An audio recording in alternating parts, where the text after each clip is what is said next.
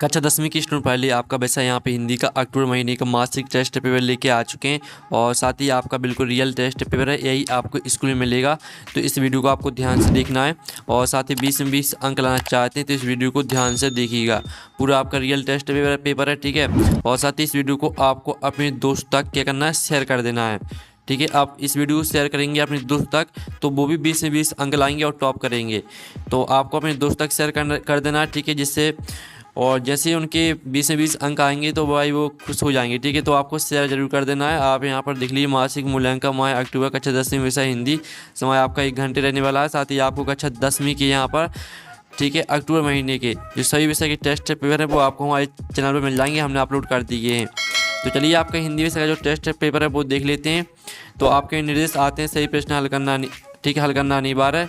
तो आपका प्रश्न पहला आता है, सही विकल्प का चयन कर लिखिए जो कि आपके 2 नंबर के रहेंगे। तो पहला आपका यहाँ पर दिया गया है, जैनेंद्र का कौन सा उपन्यास मन्नू भंडारी को पसंद था, ठीक है। तो आपका आता सुनीता, और ब ऑप्शन आता परख, और सा ऑप्शन आता त्यागपत्र, और दाता भाभी, ठीक है। तो आप यहाँ पर देख लीजिए, जैनेंद्र का कौन सा उपन्यास मन्नू भंडारी को पसंद था, तो इसका राइट आंसर आपका सुनीता हो जाएगा, ठीक है। आपका राइट आंसर रहने वाला सुनीता। फिर आपका यहाँ पर दूसरा आता है, यह दंतुरित मुस्कान कविता में नागार्जुन ने किसकी मुस्कान का वर्णन किया है। तो आप यहाँ पर देख लीजिए, माँ की, और बा आता कवि की, और सा आता छोटे बच्चे की, और दाता वृद्ध व्यक्ति की। तो जो आपके यहाँ पर दिया गया है, यह दंतुरित मुस्कान कविता में नागार्जुन ने किसकी मुस्कान का वर्णन किया है, तो इसका राइट आंसर हो जाएगा छोटे बच्चे की। सा राइट आंसर रहेगा, ठीक है, छोटे बच्चे की। अब चलिए, आपके प्रश्न पहला कंप्लीट हो चुका है। प्रश्न दूसरा आता है, निम्नलिखित प्रश्न का उत्तर लिखना है, और जो कि आपका एक प्रश्न रहेगा 2 नंबर का, तो 5 प्रश्न करने हैं तो 10 नंबर के हो जाएंगे। तो पहला था, फसल को हाथों के स्पर्श की गरिमा और महिमा कहकर कवि नागार्जुन क्या व्यक्त करना चाहते हैं। फिर दूसरा आता, कवि नागार्जुन ने फसल को हजार हजार खेतों की मिट्टी का गुणधर्म क्यों कहा है। फिर आपका तीसरा आता, मन्नू भंडारी के पिता ने आर्थिक, ठीक है, व्यवस्थाएँ कभी अपने बच्चों को क्यों नहीं बताई। और फिर आपका चौथा आता, लेखिका मन्नू भंडारी के व्यक्तित्व पर किन किन व्यक्तियों का प्रभाव किस रूप में पड़ा, लिखिए। साथ ही आपका प्रश्न 5वां आता है, अमन कक्षा 10वीं का विद्यार्थी और अपनी पूर्व कक्षा की पुस्तकें एक जरूरतमंद विद्यार्थी राकेश को देना चाहता। अमन और राकेश के बीच के संभावित संवाद को आपको लिखना है, ठीक है। सभी प्रश्न के आंसर आपको बताए जाएंगे। पहले आप पेपर देख लीजिए, और इसके पेपर का PDF डाउनलोड करना चाहते हैं तो आपको यहाँ पर टेलीग्राम में मिल जाएगा, ठीक है। और साथ ही टेलीग्राम की लिंक वीडियो के डिस्क्रिप्शन में दी रखी है, तो आप ज्वाइन कर लीजिएगा टेलीग्राम ग्रुप, आपको टेलीग्राम ग्रुप में PDF मिल जाएगा।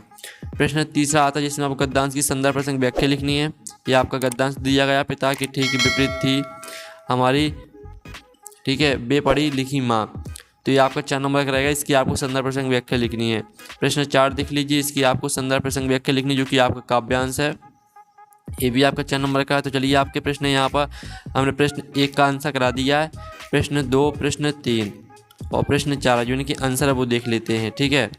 तो स्टूडेंट जो आपका यहाँ पर दिया गया था, ठीक है, प्रश्न पहले का आंसर देख लेते हैं, जिसमें आपका यहाँ पर पहला प्रश्न दिया गया था, फसल को हाथों के स्पर्श की गरिमा और महिमा कहकर कवि नागार्जुन क्या व्यक्त करना चाहते हैं।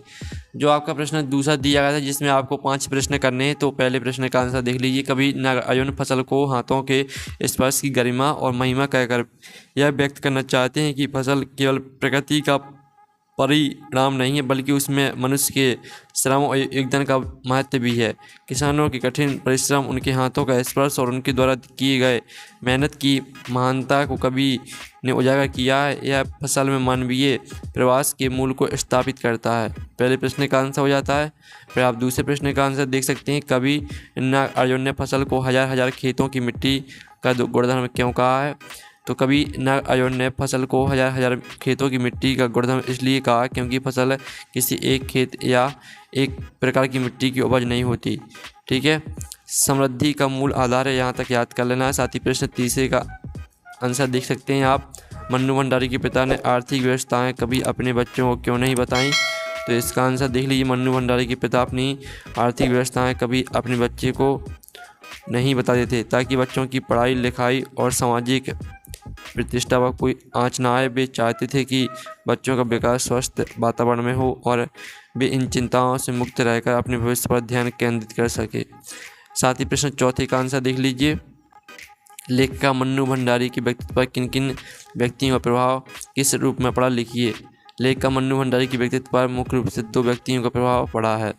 पहली हेडिंग पिता का प्रभाव, ठीक है, और दूसरी हेडिंग हो जाए माँ का प्रभाव, ठीक है। दोनों हेडिंग को आपको पूरे यहाँ पर याद कर लेना है। ये आपका यहाँ प्रश्न चौथे का आंसर दिया गया, तो इसका आप स्क्रीनशॉट ले लीजिए। फिर आप प्रश्न 5वें का आंसर देख लीजिए। इसमें आपको कक्षा, ठीक है, अमन कक्षा 10वीं का विद्यार्थी और अपनी पूर्व कक्षा की पुस्तकें एक जरूरतमंद विद्यार्थी राकेश को देना चाहता है। अमन और राकेश के बीच के संवाद को आपको लिखना था, तो ये रहा आपका पूरा संवाद। तो इसका आप स्क्रीनशॉट यहाँ पर ले सकते हैं, ठीक है, स्क्रीनशॉट आप ले लीजिए। ये आपका यहाँ पर पूरा संवाद दिया गया। फिर आप यहाँ प्रश्न 30 का आंसर देख लीजिए, जिसमें आपको ये आपका गद्यांश दिया गया है, ठीक है। आप यहाँ पर देख लीजिए, इसकी आपको क्या करना है, सॉरी आपको यहाँ पर दिखा देते हैं जो आपका यहाँ पर दिया गया है गद्यांश, ठीक है। इसकी आपको संदर्भ प्रसंग व्याख्या लिखनी है। तो ये रहा आपके यहाँ पर संदर्भ प्रसंग व्याख्या, ठीक है। यह गद्यांश मन्नू भंडारी द्वारा रचित एक कहानी यह भी नामक पाठ से लिया गया है। और प्रसंग हो जाएगा, इस अंश में लेखिका मन्नू भंडारी ने अपनी बेपढ़ी लिखी माँ के धैर्यवान और त्यागमय व्यक्तित्व का वर्णन किया है। उन्हें अपने अत्यधिक क्रोधी पिता के ठीक है विपरीत बताया है। और साथ ही इसका व्याख्या भी देख लीजिए, आपकी व्याख्या दी गई है। फिर आपका प्रश्न चौथे का आंसर देख लीजिए, जिसमें आपको काव्यांश की संदर्भ प्रसंग व्याख्या लिखनी थी। तो संदर्भ हो जाएगा, यह काव्यांश कवि नागार्जुन द्वारा रचित फसल नवा कविता ठीक है उद्धत है। प्रसंग हो जाएगा, इस अंश में कवि ने यह स्पष्ट किया है कि फसल किसी एक वस्तु का परिणाम नहीं है, बल्कि उसके उगने में अनेक तत्वों और मानव श्रम का योगदान होता है। कभी फसल को उत्पन्न करने वाले विभिन्न कर्मों का उल्लेख कर रहे हैं। और साथ ही इसकी भावार्थ यानी व्याख्या भी देख लीजिए। इस तरह से जो आपका यहाँ पर टेस्ट पेपर वो कंप्लीट हो जाता है। साथ ही आपको कक्षा 10वीं की जो यहाँ पर सही विषय के टेस्ट पेपर हैं वो आपको हमारे चैनल पर मिल जाएंगे, हमने अपलोड कर दिए हैं। तो वीडियो को लाइक कर लीजिए, चैनल को सब्सक्राइब कर लीजिए। और साथ ही आपको अर्धवार्षिक परीक्षा के पेपर भी इसी पे मिलने वाले हैं, तो चैनल को सब्सक्राइब करके रख लीजिए। और साथ ही आपको टेलीग्राम ग्रुप भी ज्वाइन कर लेना है, उसकी लिंक आपको वीडियो के डिस्क्रिप्शन में मिल जाएगी। तो हम नेक्स्ट वीडियो में मिलते हैं। Thanks for watching.